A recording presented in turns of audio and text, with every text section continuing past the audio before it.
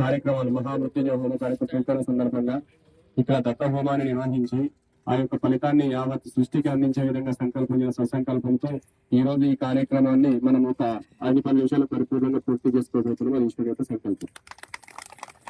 ఈ కార్యక్రమంలో ముఖ్యంగా ఇక్కడనే మీ అందరికీ పాప వినాశనంలోనే స్నానాన్ని చేయాలి, ఇక్కడే హోమాన్ని చేయాలనే సంకల్పం మీ అందరికీ ఉంటుంది. స్వామి సంఘం ఉంది కదా, మనకు అందరూ స్నానాలు ఎక్కడ చేస్తున్నారు కదా, మనం ఇక్కడ ఎందుకు చేయమని చెప్పింది మీరు, ఇక్కడనే హోమ కార్యక్రమం ఎందుకు చేయాలన్నారు అనే ఒక సన్నిధి అందరిలో ఉన్నది.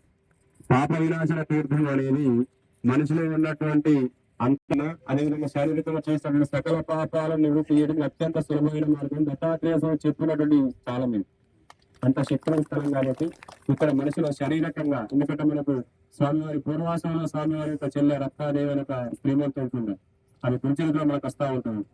ఆమెకు రకరకాల ఆరోగ్య సమస్యలు, ఆమె మానసికంగా చాలా క్రూరమైనటువంటి మనస్తత్వం కలిగినటువంటి ఆ తల్లికి ఆ క్రమేపీ ప్రకృతి ద్వారా వచ్చినటువంటి ఆ కర్మను ఈ నదిలో స్నానం చేస్తేనే శుద్ధి అవుతుందని శాస్త్రం చెప్పి ఇక్కడ స్వామివారికి స్నానం చేపించి మనకు చూపించేసి మనకు అంత శక్తిమైన స్థలం కాబట్టి సంఘం నుంచి వచ్చే జలం కూడా ఇక్కడికి వస్తుంటారు.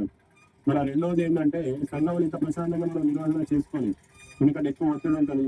అక్కడ స్నానాలు చేయడానికి కూడా అంత శుభ్రంగా లేదన్నమాట, ఎందుకంటే ఎక్కడైతే జనం పెరుగుతూ ఉంటుందో అక్కడ అపరిశుభ్రంగా స్టార్ట్ అయిపోతుంది.